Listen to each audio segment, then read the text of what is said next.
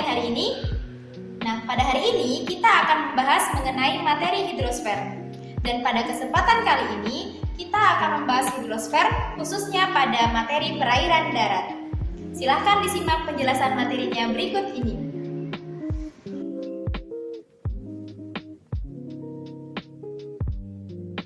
Halo teman-teman, hari ini kita akan belajar tentang bab hidrosfer. Jika mendengar kata hidrosfer, apa yang kalian pikirkan? Ya, tentu saja air. Oleh karena itu, untuk mengawali bab hidrosfer ini, kita akan membahas tentang siklus air. Siklus air adalah serangkaian tahapan yang dilalui air dari atmosfer ke bumi dan kembali ke atmosfer. Terjadinya siklus air diawali oleh adanya radiasi sinar matahari yang menimbulkan panas di bumi dan mengakibatkan terjadinya penguapan air dari sungai, danau, laut, serta permukaan tanah dan penguapan dari tumbuh-tumbuhan. Uap air hasil penguapan tersebut bergerak naik ke atmosfer bumi. Pada ketinggian tertentu, uap air akan berubah menjadi awan, dan selanjutnya akan terjadi kondensasi apabila tingkat kejenuhan sudah tercapai. Setelah terjadinya kondensasi, akan terjadi presipitasi berupa air hujan atau salju yang sebagian kecil akan menguap kembali ke atmosfer dan selebihnya akan menjadi hujan yang jatuh ke bumi.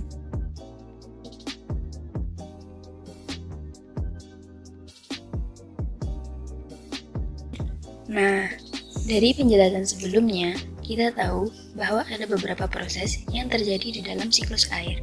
Apa saja dan bagaimanakah proses-proses itu berlangsung? Berikut adalah beberapa proses yang terjadi di dalam siklus air. Yang pertama, evaporasi. Evaporasi adalah proses penguapan air oleh panas matahari. Penguapan tersebut mengubah wujud air menjadi gas.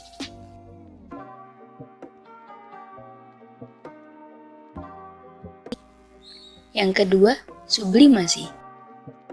Sublimasi adalah proses evaporasi yang terjadi pada salju dan es. Proses sublimasi melewati proses perubahan padat menjadi cair lalu menjadi gas atau uap air. Yang ketiga, transpirasi.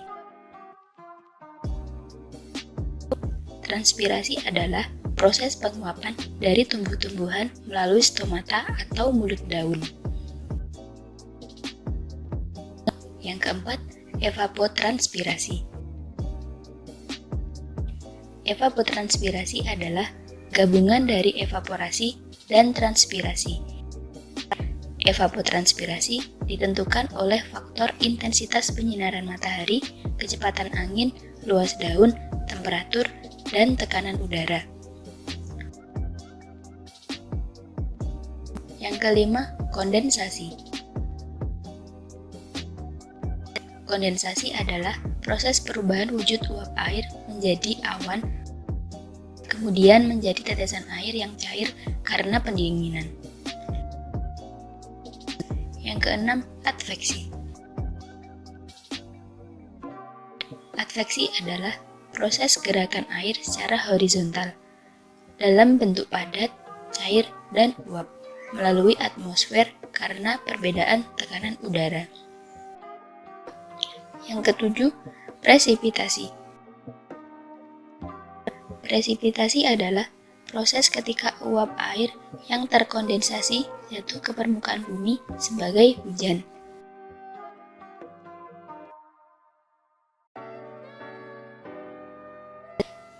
Yang kedelapan, aliran permukaan atau runoff. Aliran permukaan adalah proses mengalirnya air di permukaan tanah. Ketika air mengalir, kemungkinan air merembes ke dalam tanah, menguap ke udara, mengalir ke danau atau laut, diambil untuk keperluan manusia. Yang kesembilan, infiltrasi. Infiltrasi atau perkolasi adalah proses perembasan air ke dalam tanah secara vertikal dan horizontal melalui pori-pori tanah dan batuan.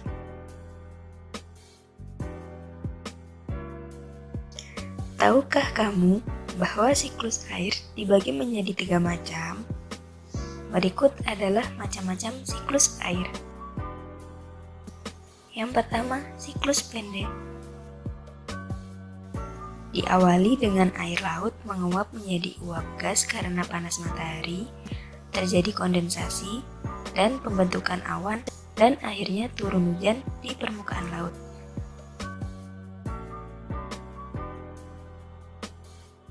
Yang kedua, siklus sedang. Siklus sedang berawal dari evaporasi air laut dan air permukaan. Setelah itu, uap air berkondensasi, membentuk awan. Awan tersebut terbawa angin sampai ke wilayah daratan dan turun menjadi hujan. Yang ketiga, siklus panjang. Siklus panjang terjadi dari penguapan evaporasi air laut dan air yang berada di permukaan bumi. Setelah itu, uap air berkondensasi menjadi gumpalan awan. Awan tersebut terbawa oleh angin dan jatuh sebagai hujan atau butiran salju di wilayah pegunungan yang akhirnya membentuk gletser.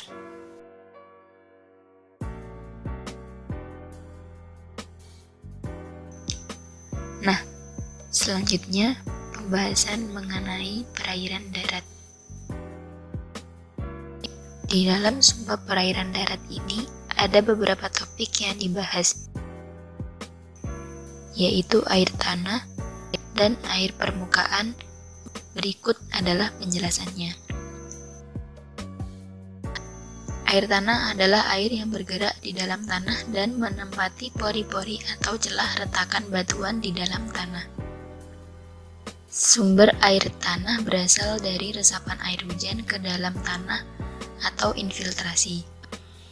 Pada kasus tertentu, air tanah dapat berasal dari kejenuhan air pada batuan yang tersimpan ketika masih di bawah permukaan air. Kemudian, air yang tersimpan di dalam tanah tersebut turut terbawa batuan saat mengalami pengangkatan. Air tanah dapat disebut aliran yang secara alami mengalir ke permukaan tanah melalui pancaran atau rembesan. Perbedaan tersebut dipengaruhi oleh faktor-faktor diantaranya adalah tingkat porositas tanah dan batuan. Tingkat porositas yang dimaksud adalah ruang volume pori-pori tanah yang dapat meloloskan air. Lapisan yang kedap air disebut impermeable dan lapisan tidak kedap air disebut permeable. Faktor selanjutnya adalah kemiringan lereng. Lereng yang miring memiliki tingkat infiltrasi lebih tinggi daripada lereng yang lebih landai. Selanjutnya, faktor yang mempengaruhi perbedaannya ialah tingkat kelembapan tanah. Tanah yang kering cenderung memiliki kemampuan menyerap air lebih banyak dibandingkan dengan tanah yang lembab. Air tanah dapat dibedakan berdasarkan letaknya. Air tanah freatis merupakan air tanah yang berada di atas lapisan kedap air. Sedangkan air tanah artesis adalah air tanah yang terperangkap di antara dua lapisan kedap air. Air tanah juga dapat dibedakan berdasarkan asalnya, yaitu air tanah meteorik yang berasal dari air hujan dan gletser.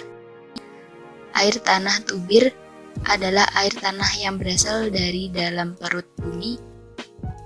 Air tanah juvenil yang berasal dari mata air panas yang naik ke permukaan karena gas magma, dan air tanah fosil yang berasal dari air tanah yang terperangkap dalam rongga-rongga batuan dan tetap tinggal dalam bebatuan tersebut sejak penimbunan terjadi. Ada beberapa manfaat dari air tanah, yaitu sebagai pemenuhan kebutuhan sehari-hari dan membantu produksi pada industri kecil.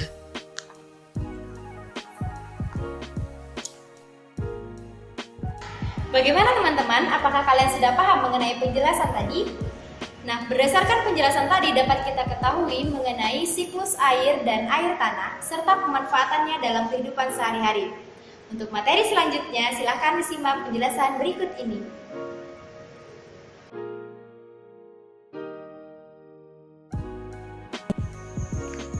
Pada kesempatan ini, kita akan membahas tentang air permukaan, di antaranya adalah sungai, danau, dan rawa. Nah, berikut penjelasannya. Yang pertama, sungai. Sungai adalah aliran air yang mengalir memanjang mulai dari sumber sampai ke muara. Daerah aliran sungai dibagi menjadi hulu, daerah tengah, dan hilir. Daerah hulu merupakan daerah dataran tinggi yang terdapat sumber mata air dan memiliki arus sungai yang cukup deras dan membentuk sudut lancip.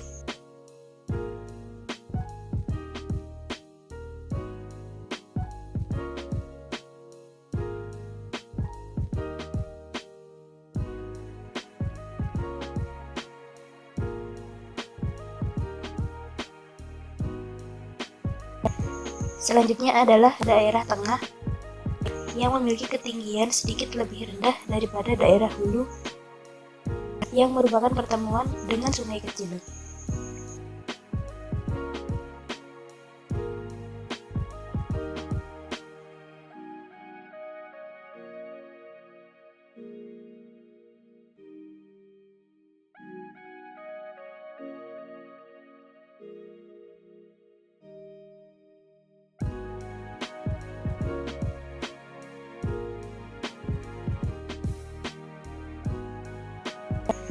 Selanjutnya adalah daerah hilir, merupakan daerah paling rendah dari pembagian das yang memiliki arus lebih tenang dan memiliki lebar sungai yang besar.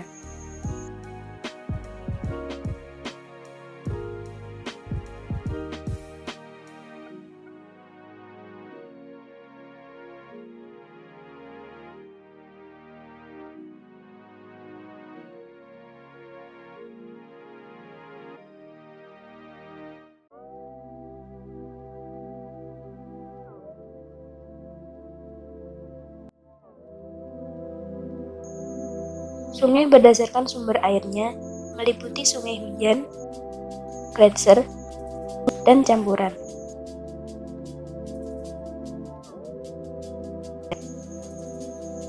Sungai hujan merupakan sungai yang sumbernya berasal dari air hujan. Sungai gletser, airnya berasal dari lelehan es atau bisa disebut gletser.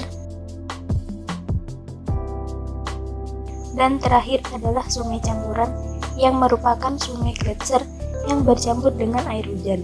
Nah, biasanya dapat ditemui di wilayah tengah dan hilir di daerah Papua. Sungai berdasarkan debit airnya meliputi sungai permanen, periodik, dan ephemeral. Sungai permanen memiliki ciri khas dengan aliran airnya tetap tinggi atau konstan dari tahun ke tahun.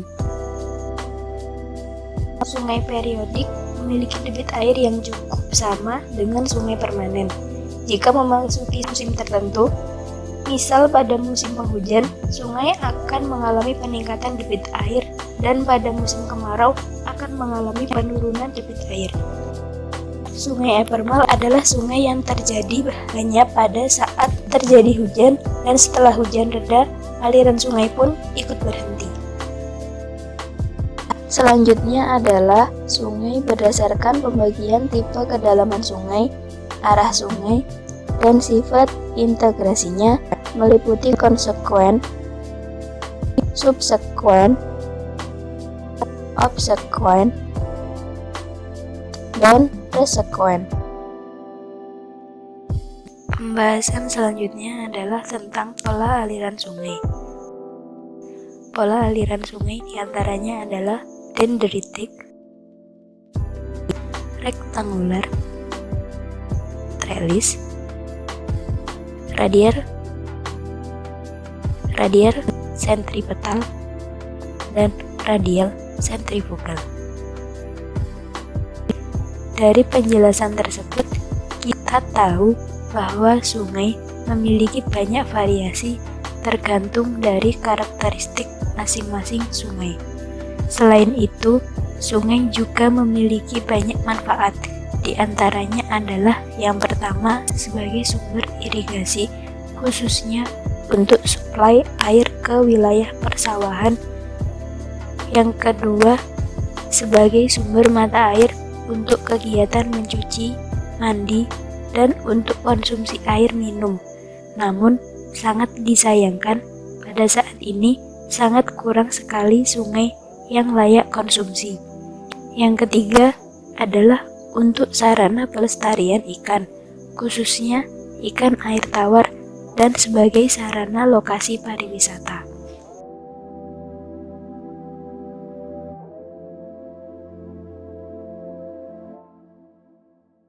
Bagaimana teman-teman? Sudah cukup jelas bukan materi mengenai air permukaan khususnya sungai tadi?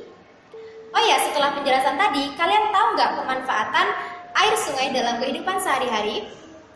Nah, jadi salah satu contoh pemanfaatan sungai di wilayah Kalimantan, khususnya Sungai Kapuas, yaitu sebagai sarana perdagangan atau yang biasa disebut sebagai pasar apung. Nah, untuk materi selanjutnya, silahkan disimak penjelasan berikut ini.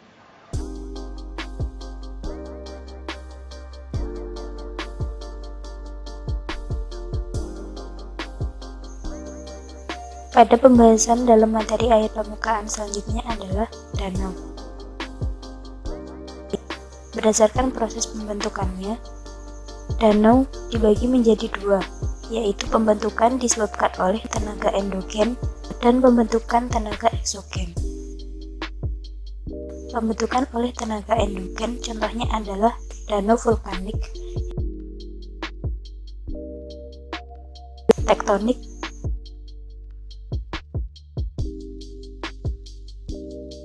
dan tektovulkanik.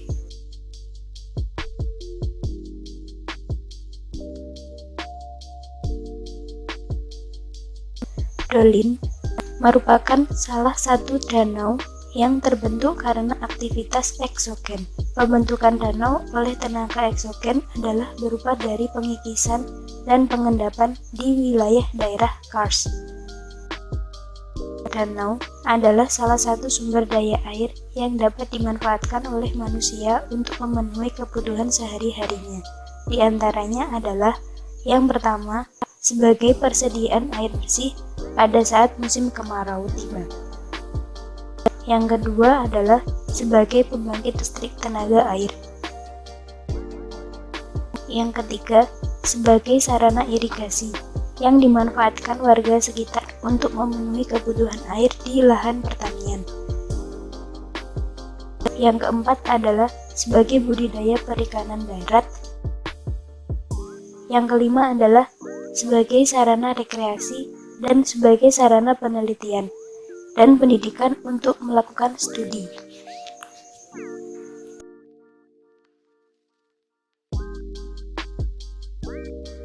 Rawa dibedakan berdasarkan kondisi vegetasi akuatik. Jenis rawa diantaranya adalah swamp, marsh,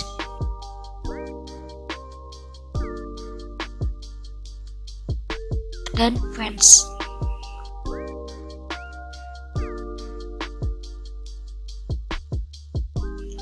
Swamp dicirikan dengan vegetasi berupa pohon besar. Marsh didominasi tumbuhan bakau yang memiliki karakteristik berbatang besar dan keras. Sedangkan fens didominasi oleh alang-alang dan lumut. Daerah rawa biasanya dijadikan wilayah persawahan jika pada waktu surut. Nah, teman-teman, bagaimana penjelasan tentang rawa dan danau? Sudah cukup jelas bukan? Pokok bahasan selanjutnya adalah mengenai konservasi air tanah dan das. Apa yang kalian pikirkan jika mendengar kata konservasi? Mungkin di antara kalian yang masih asing dengan konservasi. Oleh karena itu, mari kita belajar bersama tentang konservasi, khususnya konservasi air tanah dan das. Konservasi air tanah dan das. Konservasi air tanah adalah upaya pemeliharaan keberadaan air tanah secara berkelanjutan dilihat dari keadaan, sifat, dan fungsi air tanah. Sedangkan konservasi das dilaksanakan untuk melindungi badan sungai, baik bantaran maupun sempadan sungai dari pencemaran. Upaya yang dilakukan ada dua cara, yaitu konservasi secara vegetatif dan konservasi secara mekanik. Konservasi secara vegetatif yaitu penghutanan kembali, penutupan lahan terbuka, dan melakukan penanaman mengikuti garis kontur.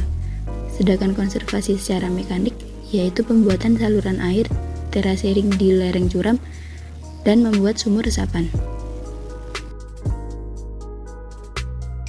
Oke teman-teman, bagaimana penjelasannya tadi? Sudah paham kan? Nah, demikian tadi seluruh penjelasan mengenai materi hidrosfer, khususnya tentang perairan darat. Sampai jumpa lagi.